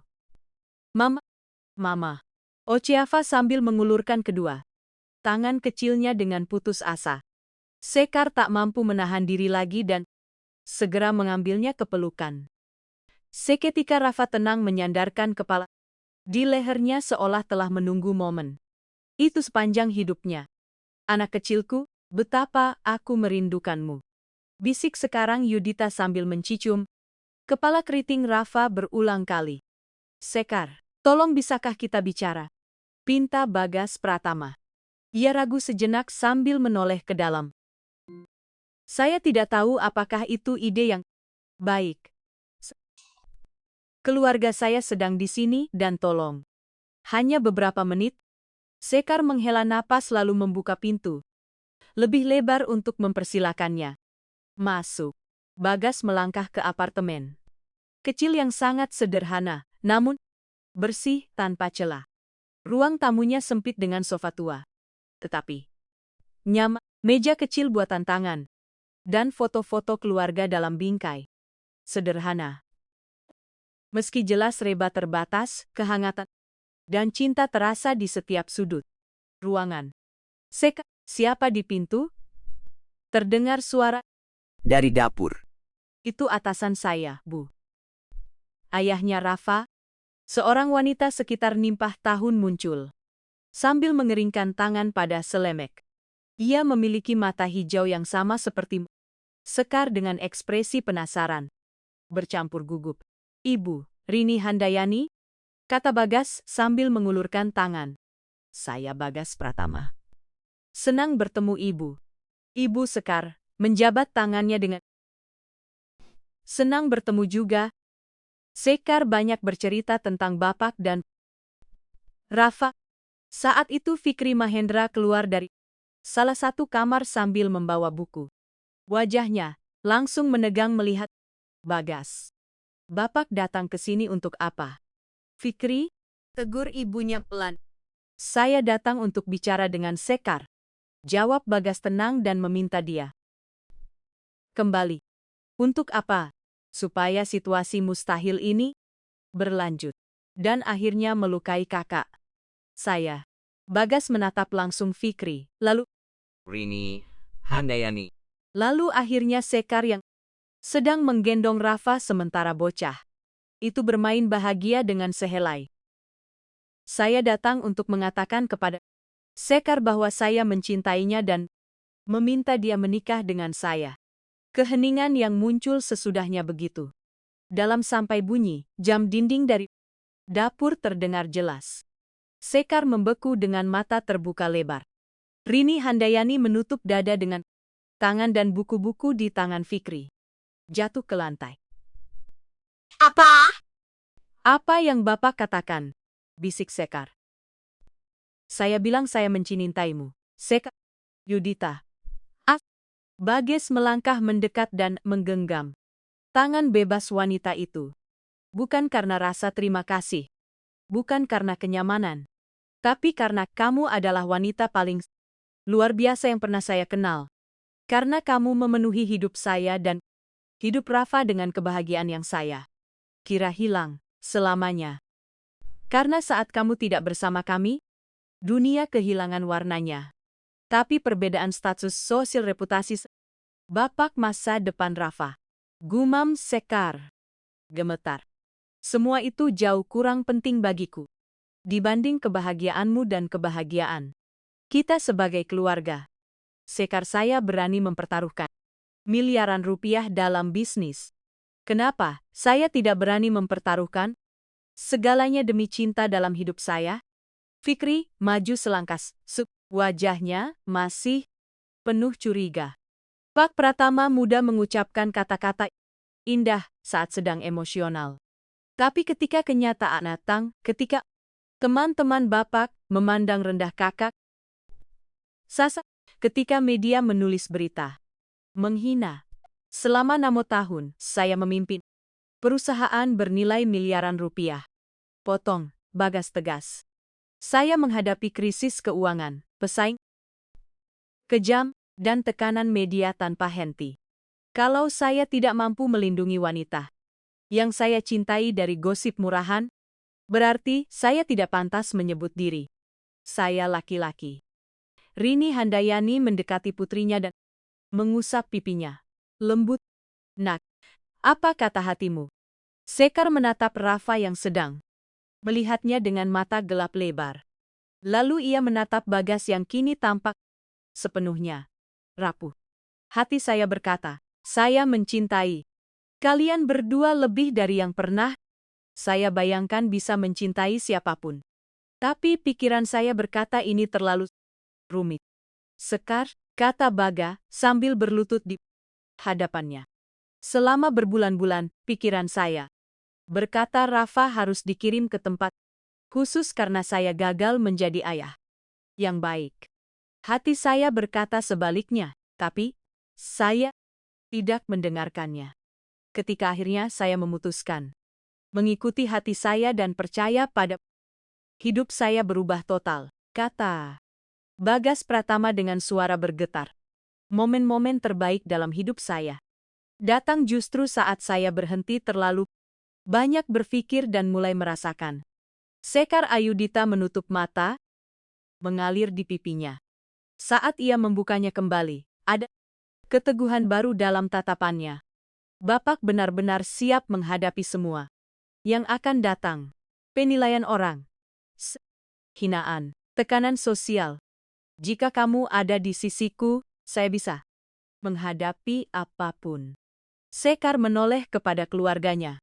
Ibunya tersenyum dengan mata basah, dan meski Fikri Mahendra masih tanpa di wajahnya jelas terlihat kasih sayang dan dukungan.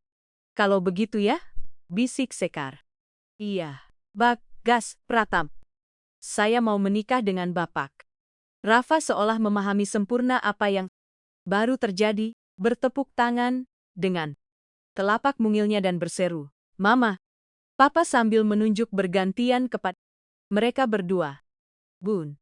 Dan untuk pertama kalinya, sejak Almira putri meninggal, Bagas merasa keluarganya utuh kembali.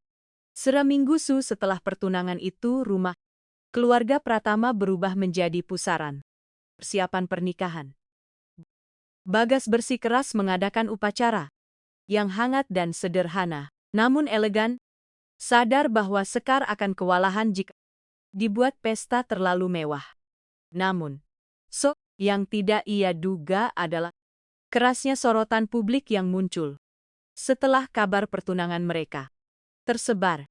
Berita itu bocor ke media setelah seorang fotografer lepas menangkap gambar Bagas, Sekar, dan Rafa berjalan bersama di taman. Judul berita media, gosip sangat kejam dan langsung menyerang pria kaya dan Cinderellanya.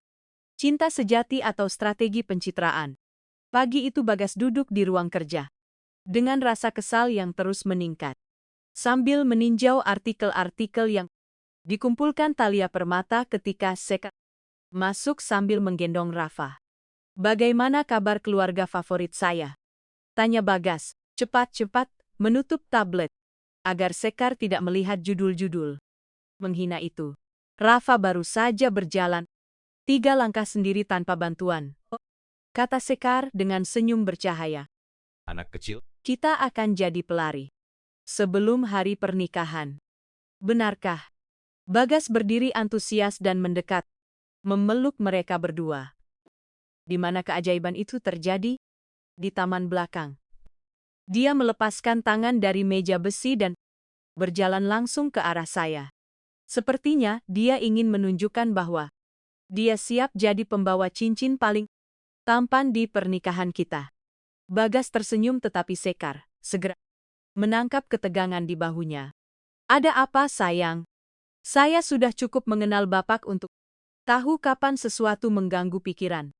"Bapak." Bagas menghela napas.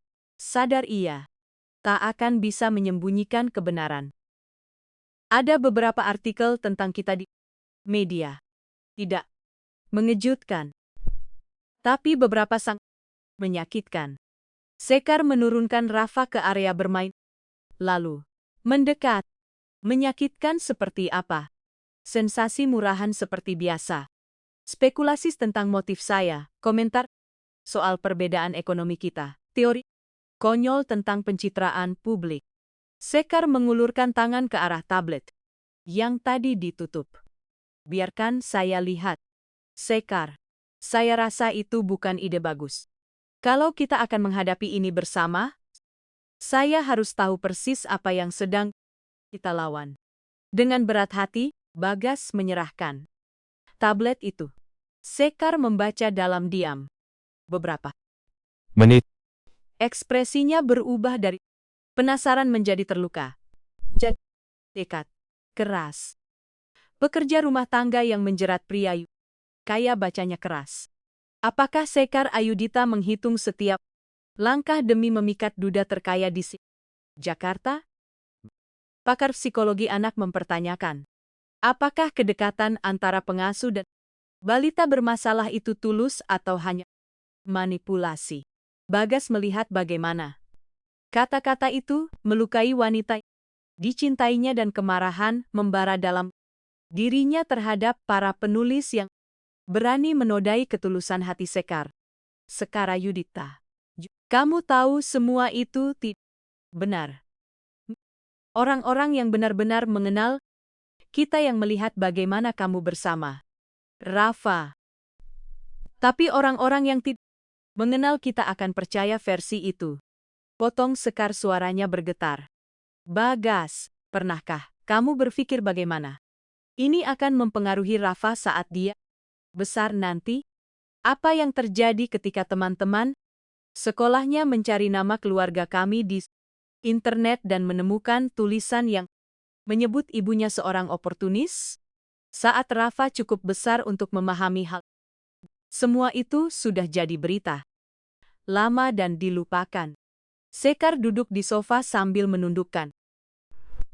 Kedua, Tidak akan dilupakan, Bagas. Di zaman digital tidak ada yang benar-benar hilang. Artikel-artikel itu akan ada selamanya. Dan setiap kali seseorang ingin melukai, mereka akan menggunakannya. Bagas Pratama berlutut di depannya dan menggenggam kedua tangannya. "Apakah kamu mulai ragu menikah denganku?" Sekar mengangkat wajah. Mata hijaunya dipenuhi air mata yang ditahan. "Saya ragu apakah adil bagi Bapak dan Rafa, jika saya tetap menjadi bagian hidup kalian, ketika itu berarti menyeret kalian ke dalam penghakiman. Seperti ini. Saat itu telepon ruang kerja berdering. Bagas awalnya mengabaikannya, namun bunyi yang terus-menerus memaksanya menjawab. Ya, Pak Pratama, ini Thalia Permata. Maaf mengganggu Bapak di rumah, tapi ada sesuatu yang harus Bapak ketahui. Sekarang juga. Ada apa? Anggota Dewan Direksi memanggil rapat luar biasa besok pagi. Beberapa investor penting menyampaikan kekhawatiran tentang situasi pribadi Bapak dan dampaknya terhadap citra perusahaan. Darah Bagas seakan membeku. Kekhawatiran seperti apa? Saya lebih baik menjelaskan langsung. Apakah Bapak bisa datang ke kantor sore ini? Saya sampai dalam jam. Bagas menutup telepon dan menatap Sekar, yang jelas mendengar sebagian percakapan itu tentang perusahaan. Ya, masalahnya sudah mulai. Sekar ini hanya sementara. Orang-orang akan lupa. Bagas berhenti. Potongnya sambil berdiri. Kita tidak bisa terus berpura-pura. Ini tidak akan menimbulkan akibat nyata. Perusahaan yang Bapak bangun bertahun-tahun bisa terdampak. Rafa bisa tumbuh menjadi sasaran gosip dan spekulasi. Dan Bapak bisa menyesal karena memilih cinta di atas logika. Saya tidak akan pernah menyesal mencintaimu. Bapak mengatakannya sekarang. Tapi bagaimana lama tahun lagi saat akibatnya menumpuk? Bagas mendekat dan merangkulnya. Dengarkan saya baik-baik. Saya sudah menghadapi krisis bisnis yang bisa menghancurkan semua yang saya bangun.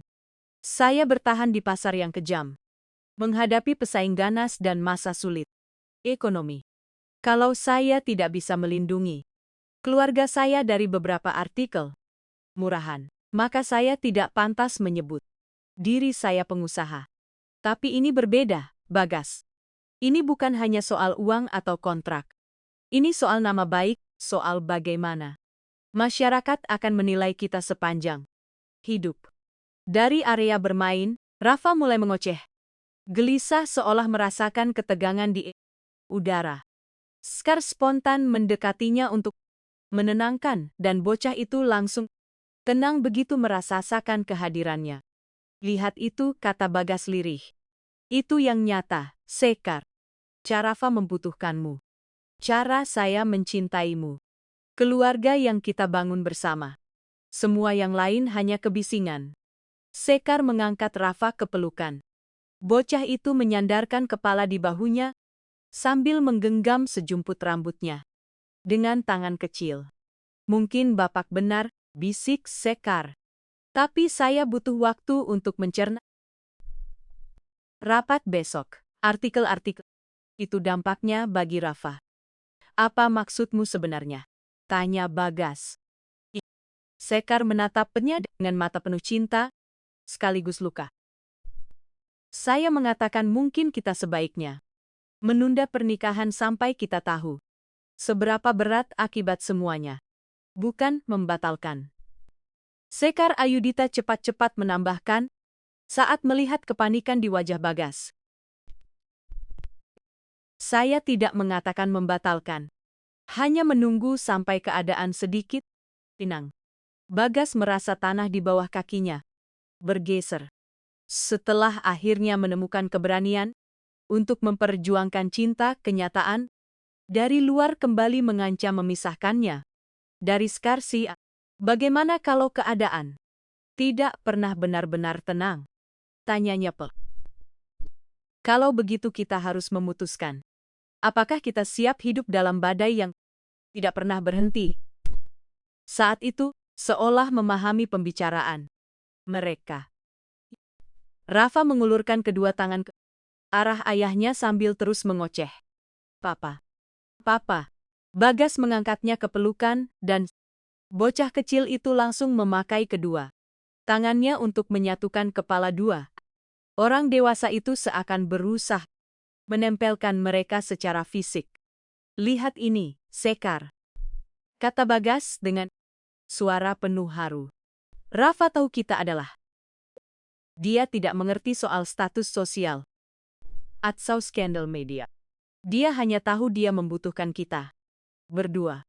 Sekar tersenyum di balik air mata sambil mengusap pipi Rafa. Bapak benar. Tapi seorang anak berhak tumbuh dalam lingkungan yang tenang, bukan di tengah. Ira. Kalau begitu kita akan melakukan apapun untuk melindunginya tanpa menyerah. Menjadi keluarga. Rapat Dewan Direksi berlangsung sekejam yang telah dibayangkan Bagas. Selama 2 jam ia mendengar investor dan anggota Dewan menyampaikan kekhawatiran tentang bagaimana kehidupan pribadinya bisa merusak citra perusahaan. Beberapa berbicara halus, sebagian lain sangat tajam. Bagas, kami paham hati punya alasannya sendiri, kata Abner Sean Rado, investor tertua perusahaan.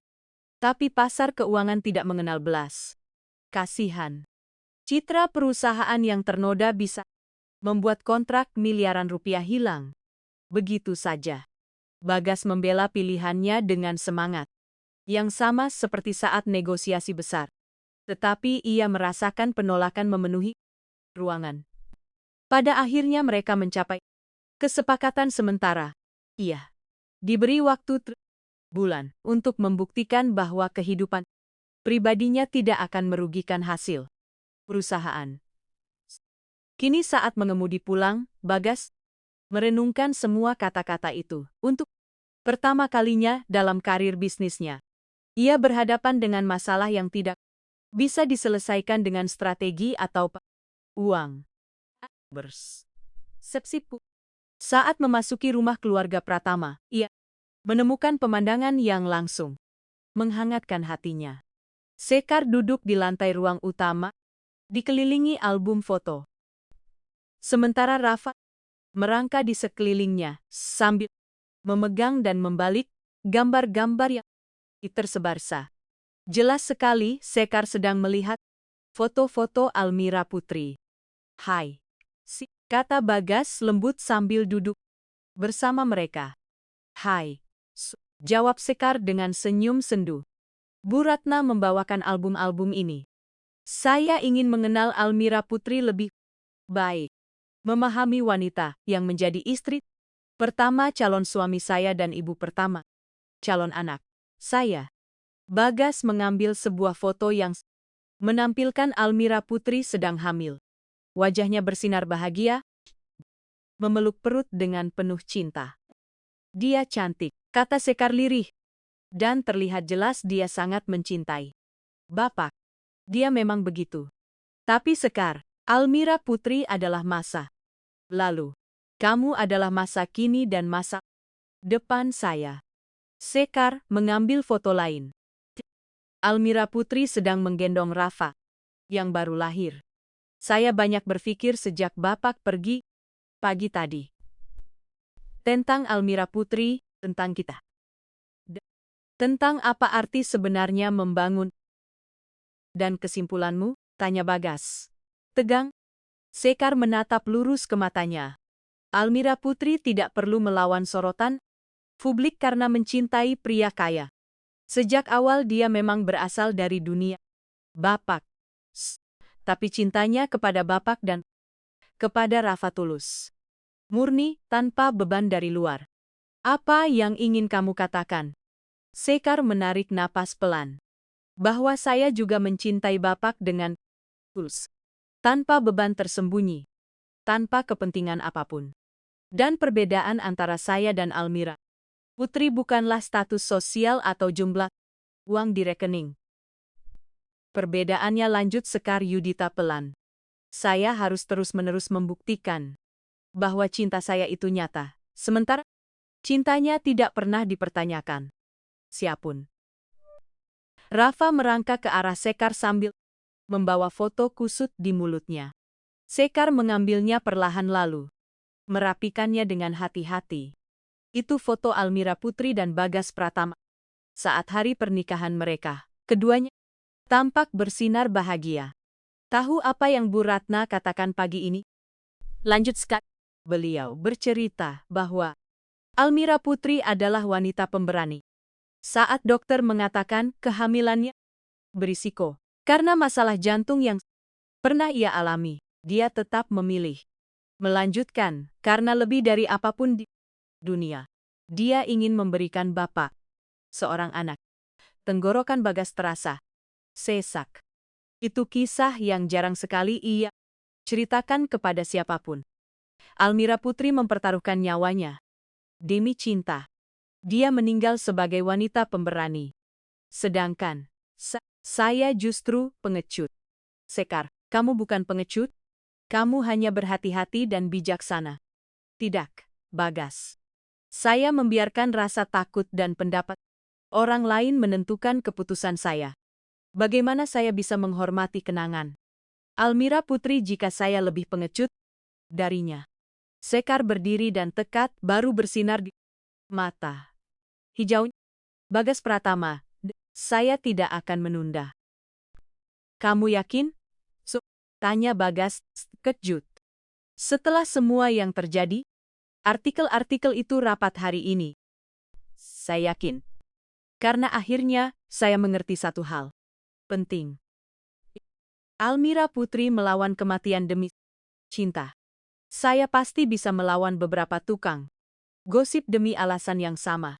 Bagas langsung berdiri dan memeluk. Nyarat. Merasa beban besar terangkat dari pundaknya. Sekar rapat tadi tidak mudah. Mereka memberiku ultimatum. Di bulan untuk membuktikan hubungan kita tidak merugikan perusahaan. Dan bagaimana rencana Bapak menghadapinya? Bagas tersenyum.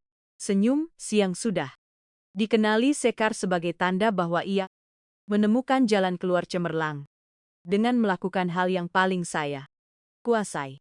Mengubah masalah menjadi peluang. Sekar, apakah kamu bersedia menjadi perwakilan yayasan baru yang sedang saya rancang? Yayasan apa? Yayasan Almira Putri untuk perkembangan.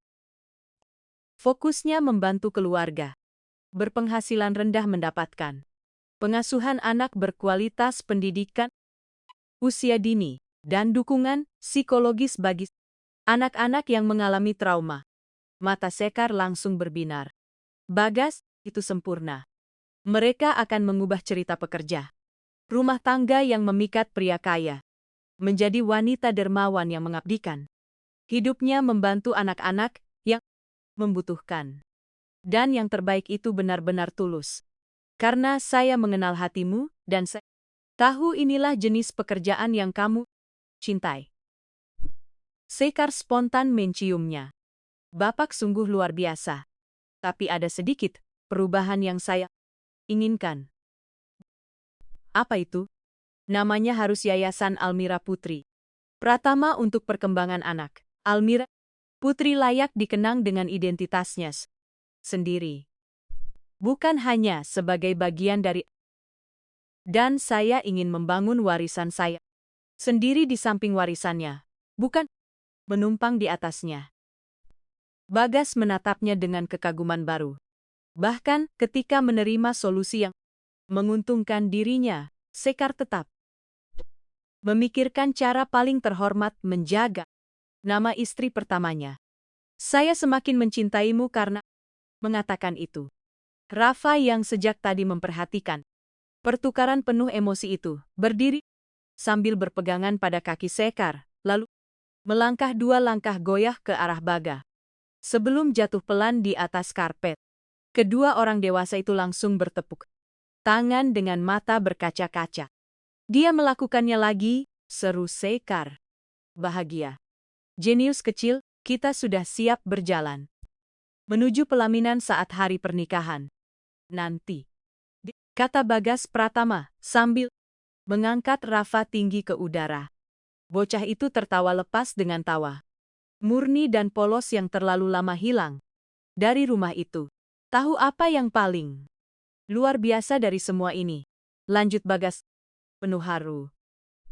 Rafa tidak akan pernah Mengingat artikel-artikel media atau rapat-rapat dia hanya akan mengingat bahwa dia tumbuh di rumah yang penuh cinta dengan seorang ibu yang mencintainya tanpa syarat dan seorang ayah yang berjuang mempertahankan keluarganya. Sekar Ayudhita menyandarkan diri ke bahu bak sementara pria itu masih menggendong Rafa. Dan ketika dia besar nanti lalu membaca artikel-artikel itu di internet, dia juga akan melihat semua kehidupan yang kita ubah lewat yayasan yang kita bantu, dan semua kebaikan yang dia lahir dari cinta kita. Tepat sekali, jawab Bagas. Para penggosip menulis judul berita, tapi kitalah yang menulis kisah. Sebenarnya, Rafa mengoceh riang. Lalu untuk pertama kalinya dalam beberapa minggu, satu kata keluar dengan sangat jelas. Bagas dan Sekar saling menatap dengan campuran terkejut dan terharu. Putra mereka baru saja mengucapkan kata yang paling penting dari semuanya. Benar, nak kecil? Bisik Sekar sambil mengusap rambutnya lembut. Kita adalah keluarga. Keluarga yang akan mempersejadi segalanya. Bersama, tambah Bagas. Dan ketika matahari tenggelam di atas Jakarta, mewarnai ruang utama dengan cahaya keemasan, keluarga Pratama Ayudhita saling berpelukan sadar bahwa mereka telah menemukan sesuatu yang jauh lebih berharga daripada kekayaan manapun. Cinta sejati yang kokoh, abadi, dan tak tergoyahkan. Tamat. Jika kisah ini menyentuh hati Anda, berikan suka dan ikuti kanal cerita Keluarga Drama. Dukungan Anda membantu kami terus menghadirkan cerita yang mengharukan dan menginspirasi. Tulis di kolom komentar nama Anda dan dari mana Anda menonton. Terima kasih sudah menemani sampai salam hangat. Sampai jumpa di kisah berikutnya. Yeah.